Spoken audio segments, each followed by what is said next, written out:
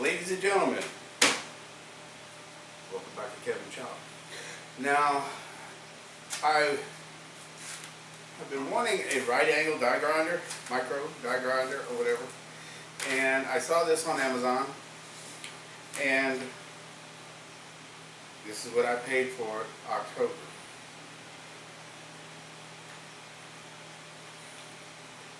This is what it cost today. So it's not a cheap item. But if you notice, it had 22 reviews at 3.5 stars. By Amazon standards, that's not very good. So I was reading the reviews on it. I haven't run this thing. It's been sitting in the box. I've been waiting to do this. I've had it quite some time. They said it doesn't, it's an 1/8" die grinder, and when they say 1/8" die grinder, they mean exactly 1/8 of an inch. Call it size 1/8 of an inch. So where people are complaining that the Dremel bits get loose on it. Some people made some statements, grind the back of the collet to get these to grip on those. If I just paid $190 for this thing and they said you can't get another collet, and you ruin a collet, I wouldn't be very happy. So I kind of looked around and see what they had for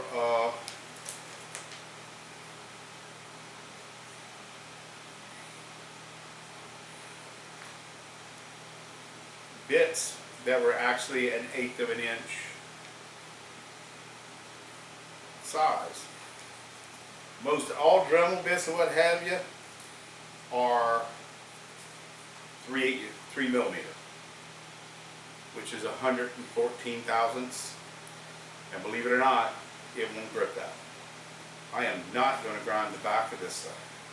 This is what I need, and I work on motorized bicycles and I do porting and what have you on a jug. This is exactly what I need to get into places like this, the transfer ports and stuff like that. So you're not wanting a really big bit on it. So it's very compact. It's probably one of the most compact ones I can find, but it has that issue with 1/8" collet, which we're fixing to fix that, or we're fixing to show you what you can do for that. Maintenance, lubrication. The die grinder should be lubricated daily or before each use with air tool oil, and that's a premium air tool oil. I use Marvel air tool oil, and probably one air tool oil is just as good as the other, but I use Marvel because I always did like Marvel mystery oil. Nobody knows what the hell it is, but it works. So, general tool information: if the air tool is not performing according to specification, the following among these most common causes. See also troubleshooting. Contaminated air supply. This thing's tiny. 70,000 RPM, 70,000 RPMs, no load. That's spinning. Using wrong size tool for the job. We're going to get into that. Using poor maintenance practices such as using excessive air pressure or air volume, or improper or no lubrication. This is in the book. So to me, you get 2 wrenches. You tighten your collet up.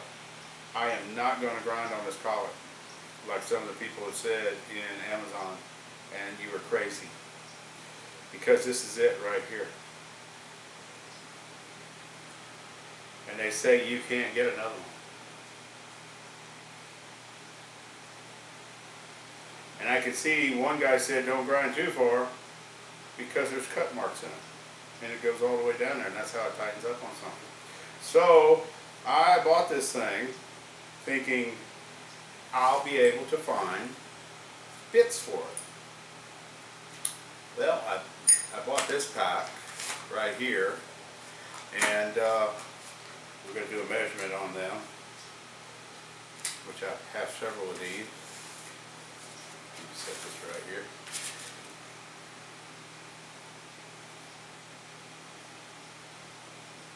Zero.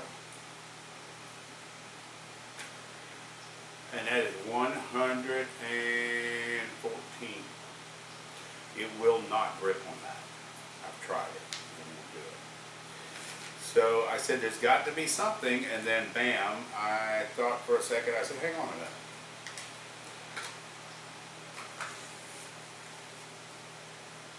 How about an 1/8" ball nose end mill? Haven't used this yet. Might be a bad idea. But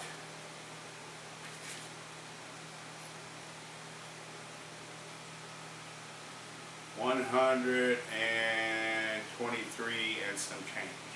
It locks down on this. The good part is, why would you want to spin something really huge if you're using a micro die grinder? I could go all the way in that far with it.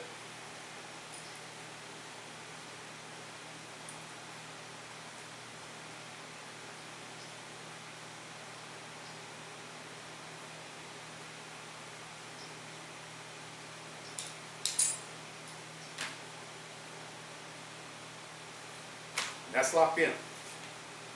That's not too bad. I can still get in here and work this. And we're going to try it. And this will be the first time this thing has ran. I did blow air through it one time, and this is how you adjust the throttle on it. So let's get some air oil in it. We're going to run it a little bit.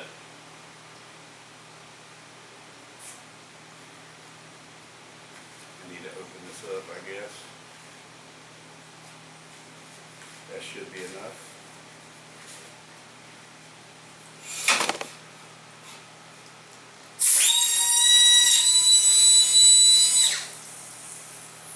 Okay, works.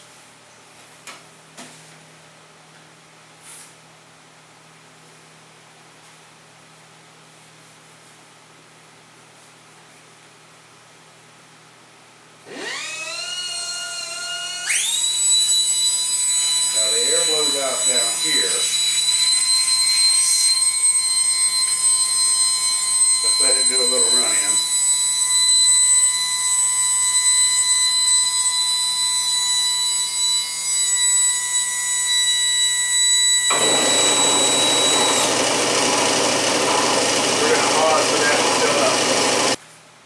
Okay, back to our scheduled programming here. So we got a full tank of air there. We're going to try cutting into this. This is aluminum with a chrome coating on it. Really, I could get in here inside of a transfer, no problem, or inside of a, but I am going to squirt a little bit of cutting on aluminum. I do like to lubricate a bit. So here we go for the first time.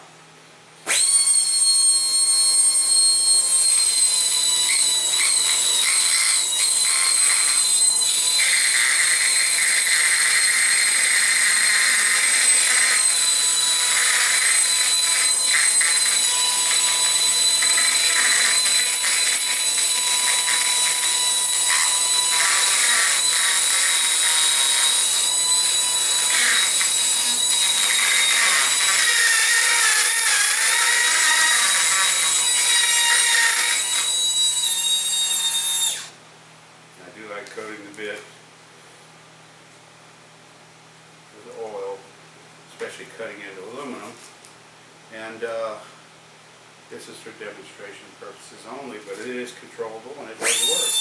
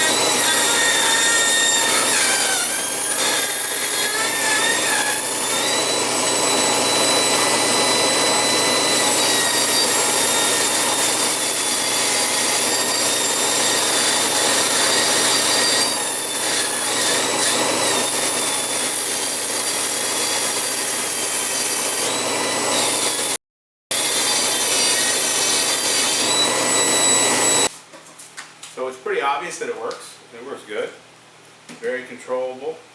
And actually, the cool part is, and I turn the air compressor off, but that's at full RPMs. We could go.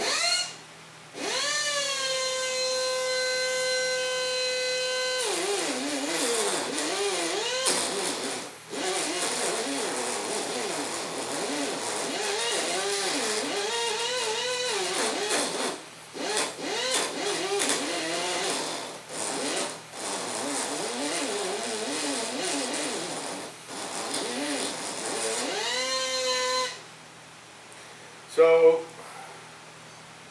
and that's with a ball nose end mill. Probably lasts you quite a long time in this thing. The cool thing is, it gets down. You can even cut some off the end of the end mill and get it a little tighter if you have to go in deeper. You know what I'm saying?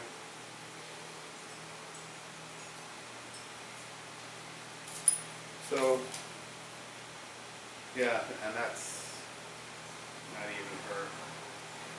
But yeah, if you wanted to go out, like, if you really had to go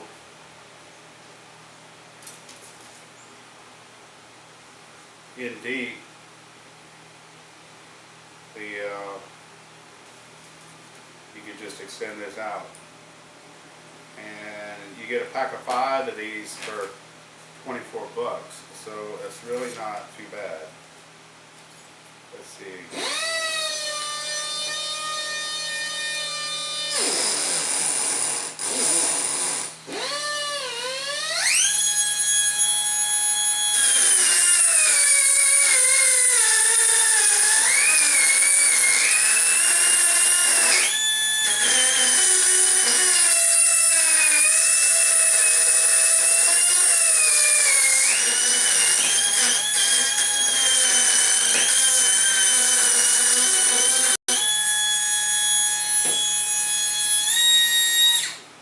And the air consumption is very light too, by the way. I wanted to say that. And yeah, for what I'm going to use it for, it's going to be great. And probably what you would use it for, it would be great. Why would you want to hang a huge tool on this? Running it that's cool. Everything is as it should be. So yeah, I think this is like you put these in there, they're not going to fit. And then people are cutting, grinding on the back of the collet on a $190 tool. That's crazy. Buy some of the ball nose end mills. It actually works good. This is how much I cut out of that cylinder in that short period of time. And that's aluminum. I'm sure it'll do cast iron even better. I got a cast iron cylinder I got to work on. That's the reason I bought it. Because the transfer ports are horrible, but you got to get into them, and you need a right angle die grinder, and I wanted a good one. But then I saw this one with the bad reviews, and I said, oh, that's something I got to buy. And I did, and then I started lurking around, but I had some of these end mills, and I said, and that's the first time I tried it, but I know these damn little end mills are tough. They're actually tougher than those bits almost. And you can get different ones to do aluminum. You can get special ones to do aluminum. You can get flat nose. You can get rounded. You can even get 1/8 inch collets on 16th inch round nose end mills. But it's got to be an 1/8 inch shaft. It can't be 3 millimeter. 3 millimeter does not work. It will not hold on good. And but yeah, that's what we did in just a short period of time. So that's pretty cool, guys. And like I said, if you want one, get one. They're absolutely worth it, but you're going to have to understand you're going to have to run some kind of bit like it and bit like that, unless you know where you can get some other ones. That's going to be fine for what I have to do, because I don't want to go crazy. It's inside of a cylinder and I don't want to tear it up. And probably many cylinders to come. So, and that's the reason I invested the money, $150, and then a month or two later it's $190. So, That's it, guys. Hit like and subscribe if you like the content, and we'll be doing some more of this, and we will be modifying that cylinder, and we'll be doing a complete video on that and the build of the engine. The engine is pretty much built, except the porting and what have you. I haven't done that. The actual porting of it is horrible, where the transfers are. So that's it in a nutshell. We're going to get this thing fired up. I just want to do a video on this tool because I think it's getting a bad rap in Amazon with people that really don't understand what it's designed for. JAT-411 is a good company. JAT-411 built this thing to have a 1/8 inch collet out of 3mm. 3mm will not work. Most Dremels are 3mm. All of these are 3mm. So, but the 1/8 inch end mill, all nose, way to go. Alright guys, y'all have a good day.